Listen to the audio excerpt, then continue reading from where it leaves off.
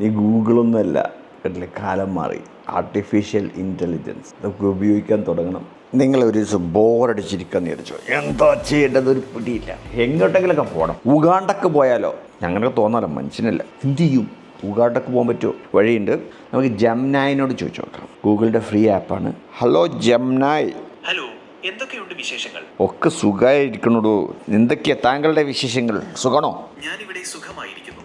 ഇന്ന് എന്താണ് പരിപാടികൾ? എന്തെങ്കിലും പ്രത്യേക കാര്യമുണ്ടോ സംസാരിക്കാൻ?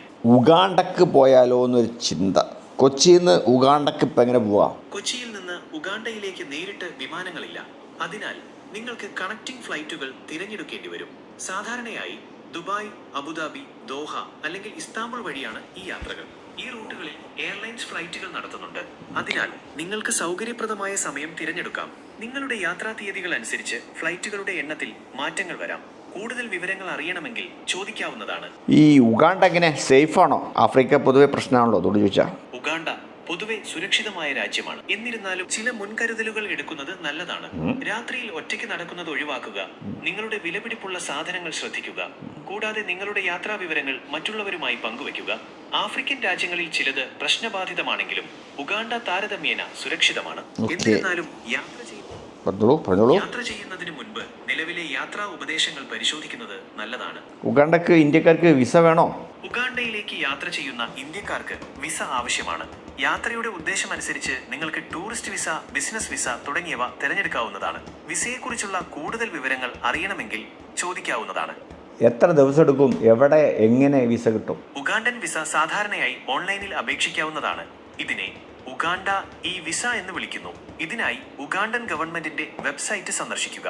അപേക്ഷ പൂർത്തിയാക്കി നിങ്ങളുടെ പാസ്പോർട്ട്, യാത്രാ വിവരങ്ങൾ, താമസ സൗകര്യങ്ങൾ എന്നിവയുടെ രേഖകൾ സമർപ്പിക്കുക. അപേക്ഷ അംഗീകരിച്ചാൽ നിങ്ങൾക്ക് ഇമെയിൽ വഴി വിസ ലഭിക്കും. ഇത് പ്രിന്റ് ചെയ്ത് യാത്ര ചെയ്യുമ്പോൾ കയ്യിൽ കരുതുക. സാധാരണയായി വിസ ലഭിക്കാൻ 3 മുതൽ 5 വരെ പ്രവൃത്തി ദിവസങ്ങൾ എടുക്കും. എന്തൊക്കെയാ ഉഗാണ്ടയിൽ കാണാനുള്ളത്? ഉഗാണ്ടയിൽ നിരവധി മനോഹരമായ സ്ഥലങ്ങളുണ്ട്. വിക്ടോറിയ തടാകം, നൈൽ നദി, Queen Elizabeth National Park, Bwindi impenetrable forest എന്നിവ അതിൽ ചിലതാണ്. നിങ്ങൾക്ക് താല്പര്യമുണ്ടെങ്കിൽ കൂടുതൽ സ്ഥലങ്ങളെ കുറിച്ച് പറയാം. ഓക്കെ, എത്ര ദിവസം വേണ്ടി വരും കറങ്ങി കാണാൻ? ഉഗാണ്ടയിലെ പ്രധാന സ്ഥലങ്ങളെല്ലാം ചുറ്റിക്കാണാൻ ഏകദേശം 7 മുതൽ 10 വരെ ദിവസമെടുക്കും. നിങ്ങളുടെ താല്പര്യങ്ങൾക്കനുസരിച്ച് യാത്രയുടെ ദൈർഘ്യത്തിൽ മാറ്റങ്ങൾ വരുത്താവുന്നതാണ്.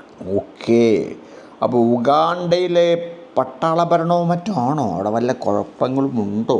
നിങ്ങളുടെ യാത്രാ ആവശ്യങ്ങൾ എന്തൊക്കെയാണെന്ന് അറിയാമോ? എങ്കിൽ അതിനനുസരിച്ച് കൂടുതൽ വിവരങ്ങൾ നൽകാം. ഓക്കെ, മൂഡ് പോയി. ഇനിയിപ്പോൾ ഉഗാണ്ട വേണ്ട, ഇവിടെ നിന്ന് എന്താ ചെയ്യാൻ പറ്റുക? എനിക്കൊരു കഞ്ഞി ഉണ്ടാക്കണം. എങ്ങനെ ഒരു നല്ല അടിപൊളി കഞ്ഞി ഉണ്ടാക്കും? കഞ്ഞി ഉണ്ടാക്കാൻ വളരെ എളുപ്പമാണ്. അരിയും വെള്ളവും മാത്രം മതി. അരി നന്നായി കഴുകി വെള്ളമൊഴിച്ച് വേവിക്കുക.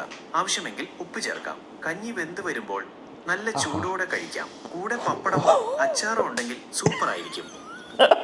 ഇനി എന്തിനാണ് ഉഗാണ്ടക്ക് കഞ്ഞി കുടിച്ചാൽ എല്ലാം കഥാക്കാം. കഞ്ഞി തയ്യാറാക്കുമ്പോൾ ശ്രദ്ധിക്കേണ്ട ചില കാര്യങ്ങൾ ഞാൻ ഓർമ്മിപ്പിക്കാം.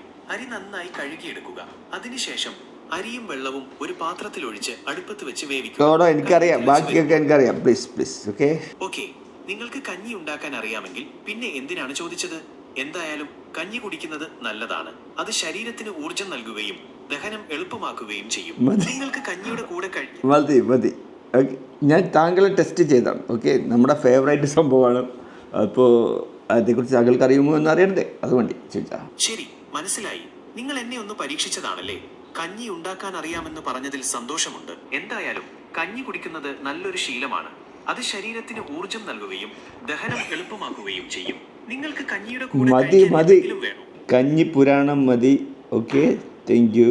ശരി, കഞ്ഞി പുരാണം മതിയാക്കാം. ഇനി എന്തെങ്കിലും സഹായം വേണമെങ്കിൽ ചോദിക്കാവുന്നതാണ്. Okay, thank you. ഏത് ഇൻഫർമേഷൻ വേണമെങ്കിലും ഇപ്പോൾ ഇതുപോലെ അവൈലബിൾ ആണ്. ഈ ഗൂഗിളൊന്നുമല്ല കേട്ടില്ലേ, കാലം മാറി.